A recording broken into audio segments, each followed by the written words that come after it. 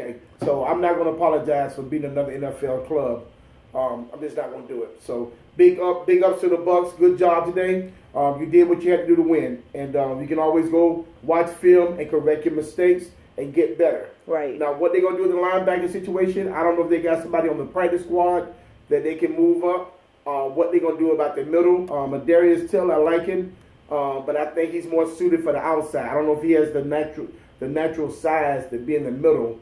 So I think he's better fit for the outside.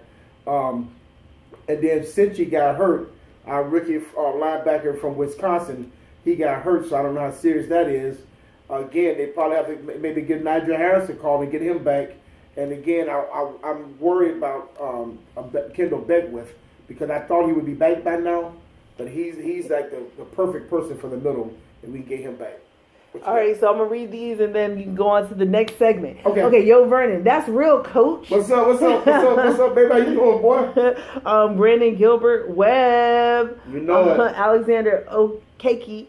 He says, Dirk took over play calling a few weeks ago. It's been bad. Can we protest? He gave up play calling duty just like how we got Mike Smith out of here. So maybe we need to start a hashtag. Rick Green Jr. What's up, my quarterback? It's a W. It's a W, brother. Never apologize for winning. William Brown says 92 spiders. What's up, Will? Rick Green Jr. Brown. Rick Green Jr. says Kendall Beckwith coming back. Corey Brown says Bucs. So. He sweep NFC East and win NFC South team. William Brown says number 3 got us in FG range the end of reg and the end of overtime. Captain Pope says Dirk said today that Monk was sending in the play calls. Jason Briggs says Monken has to get back to play calling. And then Alexander says, I'm just joining. They say Quan tore his ACL. Let's wish for the best, but what should we do in that department? Yeah, we just got to look at what we have on the practice squad. Because at this stage, it's kind of hard to bring in somebody off another team off the street to learn your system. So hopefully we got somebody on the practice squad who they feel comfortable to plug in on that defense. Again, the middle linebacker, I mean, everything starts in the middle and he go out. So we got to solidify the middle linebacker position. And, somebody, I think Rick Green said that Kendall Beckwith is coming back. So hopefully Kendall Beckwith will get back sooner rather than later. And if we do that, man, I feel pretty good about him being in the middle because he played a little bit in the middle last year when Quan was out. So let me finish up on the defensive side of the ball, who I felt put in work. Now, normally I do 4 players who put in work, but I got 5 guys. Okay. I have 5 guys on that defense who I felt bought they hard hat. And they came to work today, and they did it up, man. They played hard and did play well. The first person, and I say this man's name every week, Levante David. He had 8 tackles, 7 solo, 1 assist, and this is the big one, and a forced fumble. He's the one who forced that fumble on Baker Mayfield right before halftime, and the ball on Cleveland's 4th down play, where he forced the fumble, and the ball went out of bounds short of the line of the game, and was a turnover on down. So Levante David, he put in work. Quan Alexander, prior to him getting hurt, he put in work. He had 7 tackles, 5 solo, and 2 assists. Justin Evans, our young safety out of Texas A&M, number 21. Man, Justin Evans put in work. He had 8 tackles, 5 solo, and 3 assists, and he never seemed like he was out of coverage. He played well in the run game, and I think he showed improvement in the passing game. Mm-hmm. Then this is another person who put in work. Carl Nassib. Nassib is the former Cleveland Brown. He was like the star of Hard Knocks for Cleveland this year, and they cut him. They cut him. Wow. We didn't get Nassib in a trade. They cut him, and we grabbed that joker as quick as we could. Nassib is the beast, man, and he had 2 solo tackles and 2 sacks. Other than JPP, when's the last time a Buccaneer player had 2 sacks in one game? So Nassib is coming up. Now that's bad news for Noah Spence. Right. Okay, when Carl Nassib just joined the team and he's already balling and getting 2 sacks. We thought that's something that Noah Spencer would be doing. But we got Carl Nassib from the Cleveland Browns. We picked him up off the street. And he put in work today. And my last person, again, I normally do 4, but I could not leave this young man out. He missed last week's game against Atlanta. And he came back today. He made a big difference because he's 6'1" with long arms. His length made a difference. And he played bumping run coverage, which is his specialty. And that's the guy you guys mentioned a few minutes ago, Carlton Davis. Right. Just ask about Carlton Davis. He is my fifth person who put in work. He was solidly in coverage, and he made plays across the field, knocking the ball away. He just played very well. And I think Carlton Davis is going to be a star in this league. All right. So those are my 5 players on defense who I felt put in work. Who did I leave out? You got anybody? Who did I leave out? All right. So, I mean, lots of comments coming in. Alexander Okeke says, I'm just joining. Oh, we already did that one. Ramel Hester, we won. Go Bucks, and our kicker came through in the clutch when it counted. Yeah. Corey Brown says, where was Justin Evans in the game at? Eric Ferguson, our defensive back. Where was Justin Evans? Justin Evans. He was in the game. He had 8 tackles, 5 solo tackles, and 3 assists. And he was there, man. He played well. Cool. Eric Ferguson says our defensive backs really has no clue during crucial times. Waleed McFarland says Winston doesn't play within the offense. He makes plays when he extends plays. He looks lost a lot. Why can't he just get the ball out of his hand? Rick Green Jr., Coach, I've been saying this for a couple of years now that D-line plays better without McCoy in it. Just saying. Ouch. That Rick Green. Rick Green. You got see, Rick, you try to put me on the spot now. See, you sitting at your house way over there, and so if I comment and I agree with you, I got to deal with these folks coming at me, Rick. Yeah.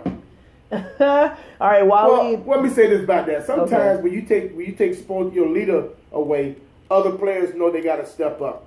So I'm gonna look at it from that perspective. Maybe players say, okay, well, McCoy's out, guys, so we all got to pick up the slack, right? So we all got to take our game to the next level because our defensive line leader, Jerry McCoy, is not playing today. So everybody got to take their game up a notch or two for us to have a chance today. So I'm gonna just say that's the reason that the team may play better when McCoy is not there because everybody else who depends on Gerald to make the tackle or Gerald to make the play or Gerald's not there, so now they know they got to do it, and maybe that's why they play a little bit better and a little bit harder. We'll take that, definitely. But I'm going to go with that as the reason. All right, Waleed McFarland says Nasty. Yo Vernon says Golston. Rick Green Jr. says Carlton Davis played well also. Yeah. Rob Pankins says, yes, sir, Nasty with the long arms and the spin move and Clayton Young. I'm sick of the bad talk about Winston when he put us in a position to win twice.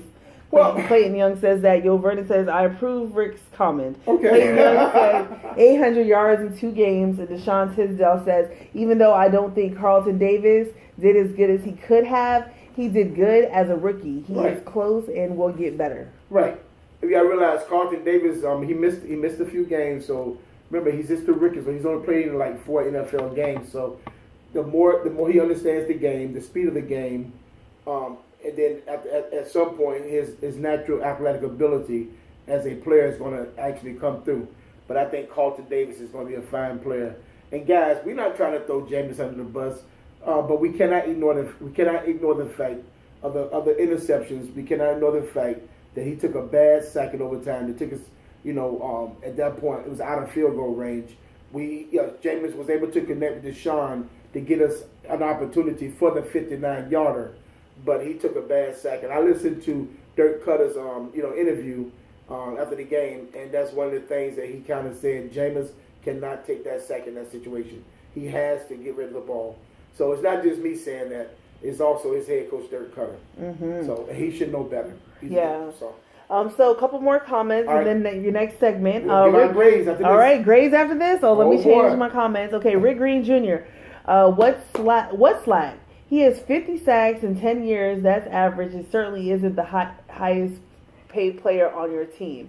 And then Kenneth Dyke says Vita Vea still hasn't put on fully. No, and Vita Vea is way behind, guys. Remember, he missed all the training camp. He got hurt.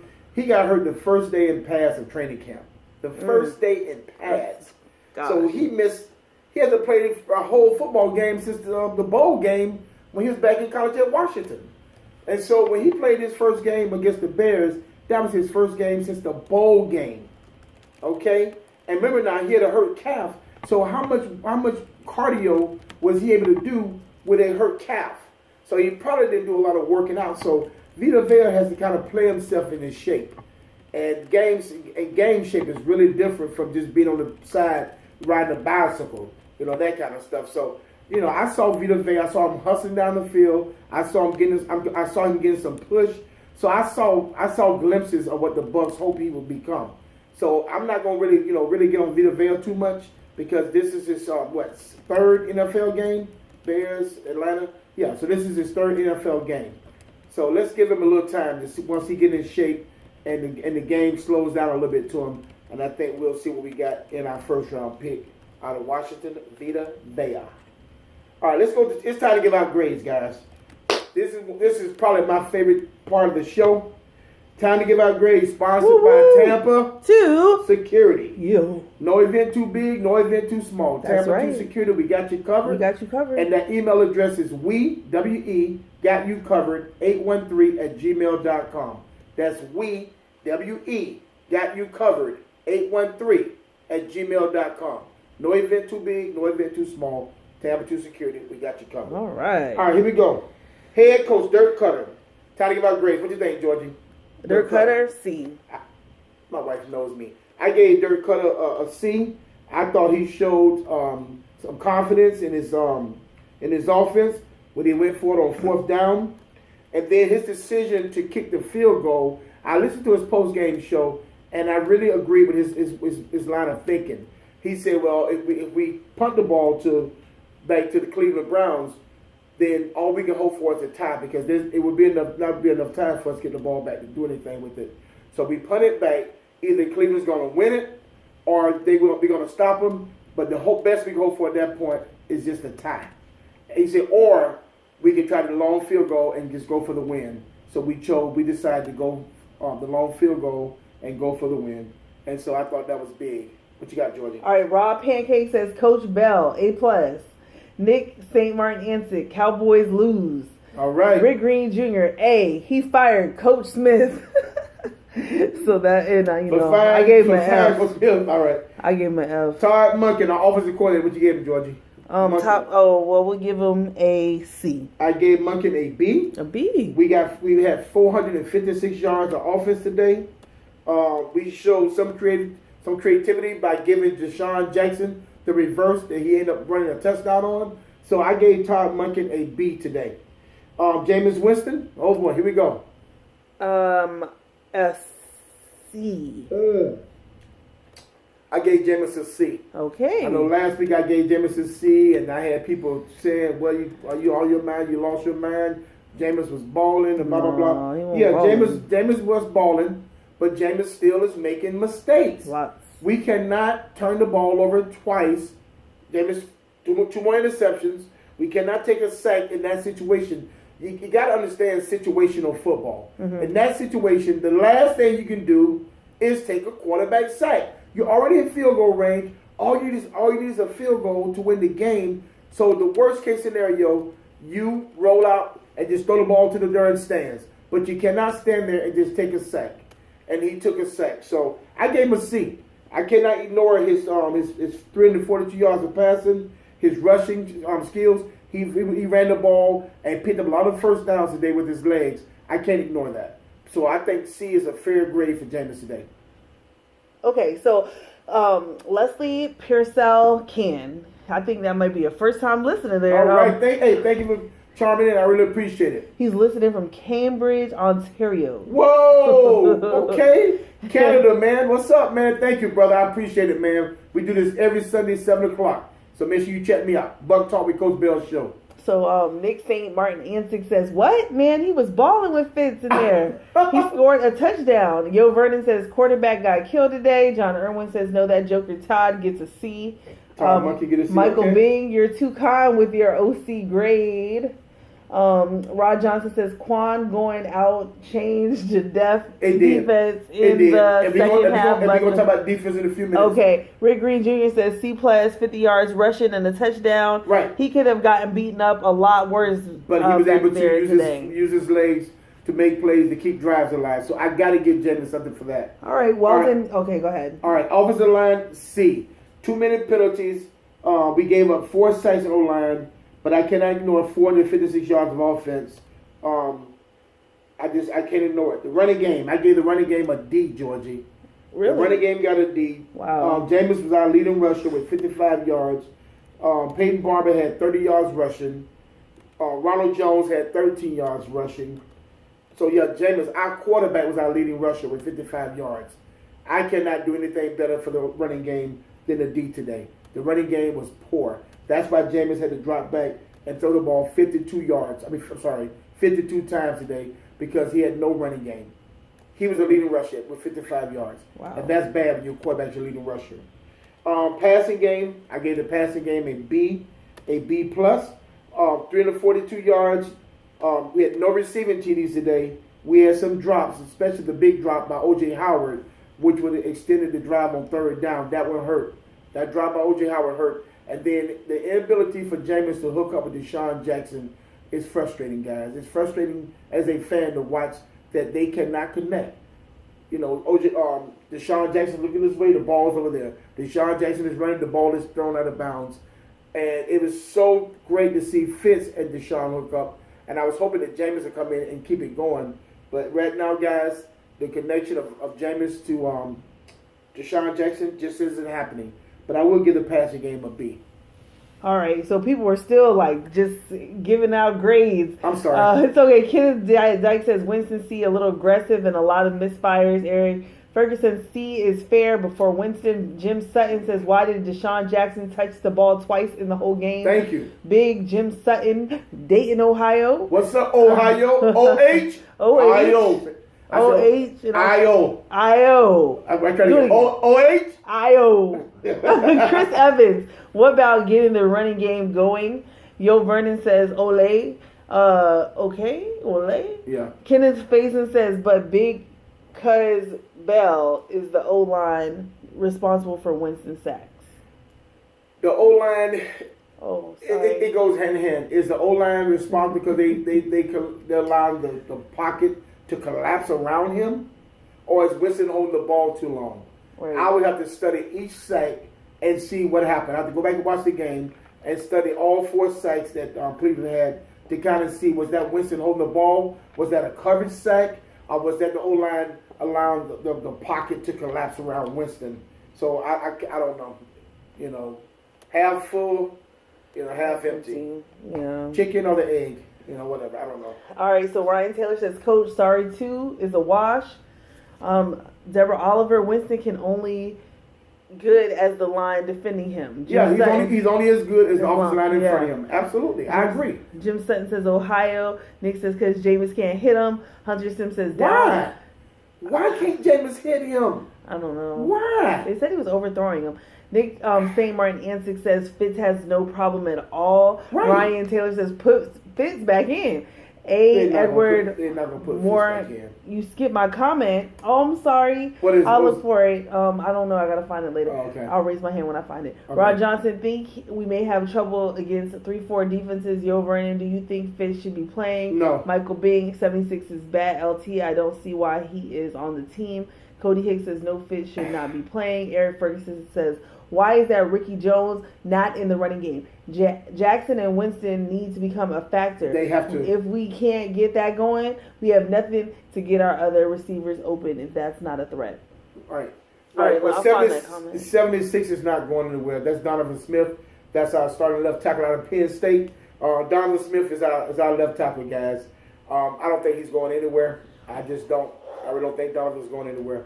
So the guy who told me... he went against Myles Garrett. That's the name I was looking for earlier. Myles Garrett is a first-round pick, and Myles Garrett is a first-round pick for a reason. And so Donovan Smith had his hands full, but Myles Garrett making a lot of people look bad. What you got, Jordan? So he wanted me to read that comment because he's talking trash. Go ahead. He says Winston is not and will never be elite. Well, that word "never" that's a long time. I remember Winston's 24 years old. A lot of quarterbacks with their first overall pick, they come in and they sit for a year, some of them for 2 years, okay, and they get to learn and practice and watch film. So Winston's been playing since day one. So he went through a lot his first couple of years. So, and then we changed offensive coordinators on him a couple of times. So, changed systems on him, excuse me. So I think Winston's going to be fine. And I know for a fact they're not putting Fitzpatrick back in. because he's not our future. Okay, so they're gonna leave Jameis in there because they got to find out what we gonna do. Are we gonna pay Jameis $21 million next year? And you can't find that out with Jameis walking on the sideline holding the clipboard. So they got a plan. And even if it calls Dirk his job, it calls his job. But upper management is not going to allow them to put Jameis on the bench. So John Irwin says the O-line needs a block like they did for Fitz, period. But I don't know. But see, the thing about that is it the O-line blocking differently? Or is it that Fitzpatrick got the ball out of his hand? He was able to read the coverages. Remember, Fitzpatrick's been in the league 13, 14 years. So when the ball, he has a good pre-snap, he identifies where the ball's more likely going to go before the snap even happens. And once the ball is snapped, he knows pretty much right away where to throw the ball. Well, Jameis is not seeing it as fast as Fitz because he don't have the experience. Fitz is 35, 36 years old, 13, 14 years in the league. Yeah. Jameis is 24. What's this, his fourth, fifth year in the league? That's a big difference. So the offensive line don't have to block, for 4 seconds for Fitz. Okay? And because the ball is gone. It's gone. It's gone. So I don't think the offensive line is not blocking, for Jameis, and they block well for Fitz. I just think it's just Fitz gets rid of the ball a little bit sooner. Okay, a couple more comments in the next segment. Cody Hicks, great team win. Yep. Yay ball 100% goes to Coach Duff. We're playing man coverage. And Duff I trust. The strengths of the defense. Edward Mogris is 5 years and not progressing. Weldon Gainey says, how did the Browns put up a game with Tampa? Wally McFarland says Fitz got the ball out. He did. He got the ball out of his hand. It's not about the O-line, right? Fitz was averaging 2-second releases.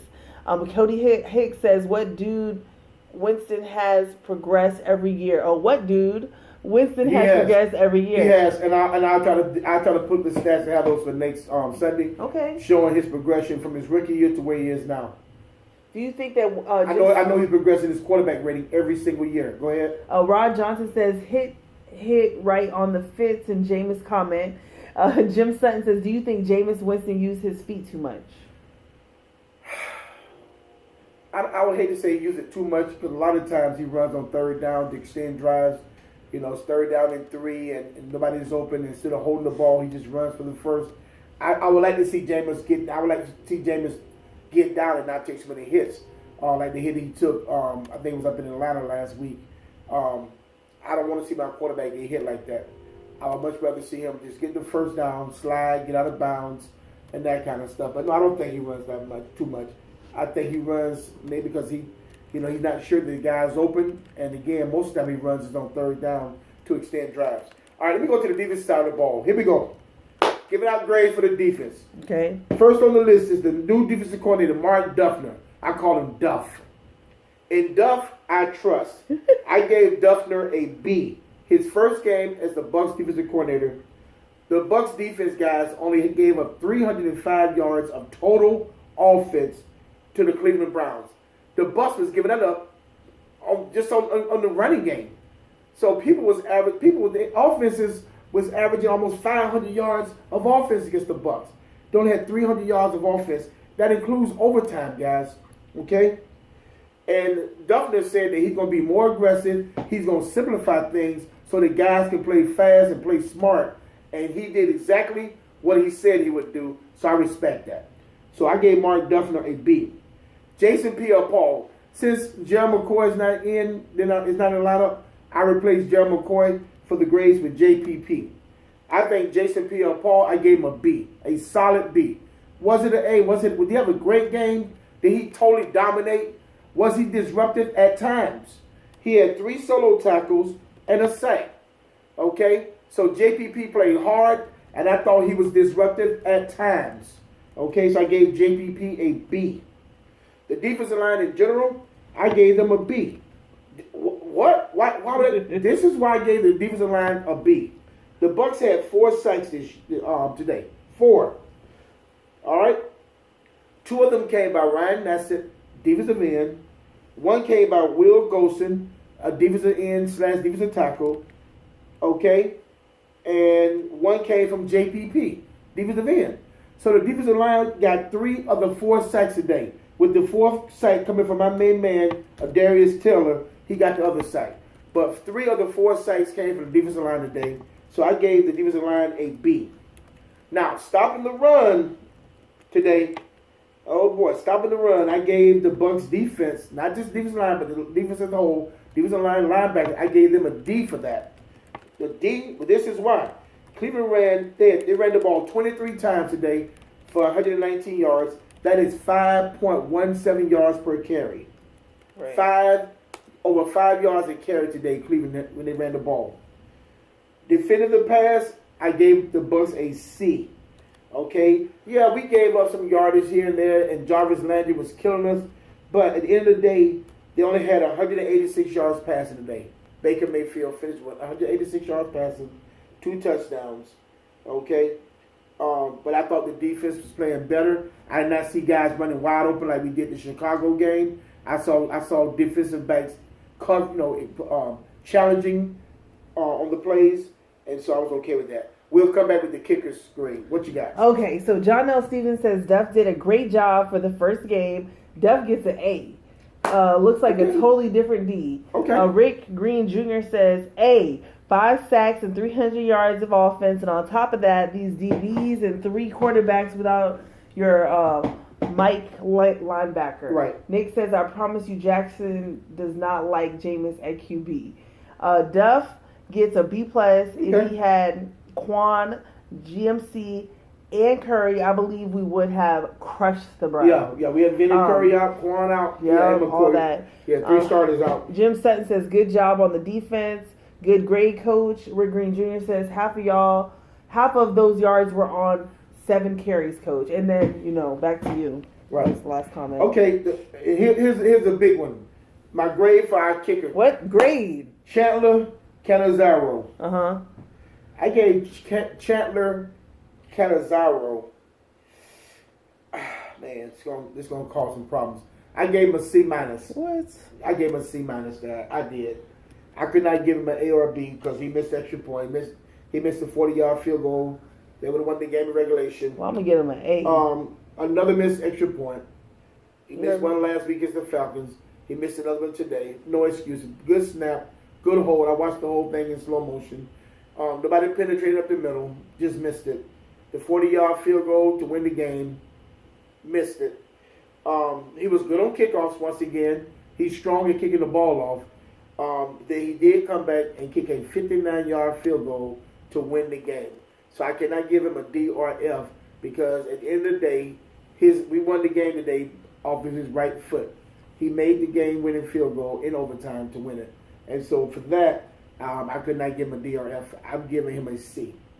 C to C- for his game today. Our kicker. What you got? I'm going to give him an A because he made you have a good mood for them to win. So I'm going to give him an A because if I had to deal with your bad mood, we would probably have some problems. Richard Redding, one big run at Mayfield and Chubb didn't really break out until Quan went out. By the way, we we do without Quan. Jim Sutton, no. Eric Ferguson, get off Winston. Look at how many number 1 we have had come through Tampa. Who's done what he's done? Jameis Winston has it going. He's just young, and that's his learning curve. John Irwin says kicker gets an F. Are you kidding me, coach? If it wasn't for him, we wouldn't have been in those situations. I know, but I can't give him an F because he y'all won. He won the game. Yeah. Now, if he had missed in overtime and then Cleveland had won or whatever, he had missed 2 field goals. Now, the second one, the 59-yarder, I think everybody understood if he missed the 59-yarder. Right. But Darren Trimble says Catanzaro is D+, always leaves points on the field. Ryan Taylor says Winston is not our future coach. You will keep paying this to throw turnovers and get sacks. Eric Ferguson says, guess what? Jackson will leave before Winston if it comes down to that part of business. Yeah. Jackson definitely be out of here before Jameis. Jameis not going anywhere. Deshaun Jackson may go, but Jameis will be here. Right. Because we got Chris Godwin as our third receiver. We got Adam Humphries. So yeah, I don't think Jameis will be going anywhere. It'll be Deshaun. Yes, ma'am. All right, so it looks like all right. So Michael Bing Oh, Lord, they're coming in fast. I can't keep up. All right, Michael Bing said he was supposed to make that kick. It was his fault. We went into overtime. Green Jr. says, brother, he hit a 59-yarder. C+. Deborah Oliver says the 59-yard field goal would not have been necessary if he had gotten the field goal earlier. That is correct. Now Hester says that is correct. Defner, that's correct. But you play football games to win. Okay, sometimes things happen early in the game where you make a mistake, a fumble, an interception, a missed kick. But when you get a chance to redeem yourself, right? Right. When you get a chance to redeem yourself and you do it, you got to be rewarded for it. He came through at the very end. He made the situation the way it was. We shouldn't have been in that situation, but we did. Okay, we did, and then he finally came through at the very end to win the game. That's true. All right, so Ramel Hester says Defner and the defense gets a B+, the offense gets A, C. Dirk Cutter gets a D for throwing the challenge flag in overtime, and our kicker gets a B+ despite missing 2 kicks in regulation. Danny Lowther says we would not have went into overtime if the kicker would have done his job properly. Done his job. Deshaun Tisdale says we need Beckwith at line. We need Kendall Beckwith back. We need him in the middle. He's a big body. He is fit. He is a perfect fit to be our middle linebacker. We need him back in the worst way. We need Kendall Beckwith back. All right, 4 more comments. All right, and then I maybe go to 5. Okay, Cats D- and Jackson will be out next year. Michael Bing says it's his job. Rick Green Jr. says we won a game with -3 on the turnovers. I will never be made at winning a game being -3 on turnovers. Never. Right. And Anwar Nunn says offense B-, defense F. Michael Bing says there's whoa. Defense F. That was Anwar Nunn. Maybe he's a first-time listener. Please back it up. He Anwar. said defense F. You stopped him. That's what he said. Defense F. Michael Bing. There's no reward for doing what you're supposed to do. Danny Lowther. He gets a C-. Ryan Taylor says Fitz magic. John Irwin. Man, we could clone automatically Grammatica. Ryan Taylor, Fitz magic. And last 2, Deshaun Tisdale, kicker grade D. He needs to be graded on a curve. He already lost the game for us before. William Brown, 2nd week in a row, the kicker put us in a position to lose over extra points. And Anwar Nunn says F. He didn't back it up. We had to chase points last week. That point last week against the Falcons, and it cost us. Yeah. All right, let me go over the game stats real quick, guys. I'm going to try to be brief. All right, here we go. Total plays. The Bucs ran 88 total plays. The Browns ran 62. Total yards. The Bucs finished with 456 yards of offense. The Browns 305. Penalties. This is where we won. The Bucs had 8 penalties for 65 yards. The Browns had 14 penalties for 114. Turnovers. This is where we lost. The Bucs turned the ball over 4 times. The Falcons. The Browns won. Passing. Again, Jameis was 32 of 52, 342 yards, 2 interceptions.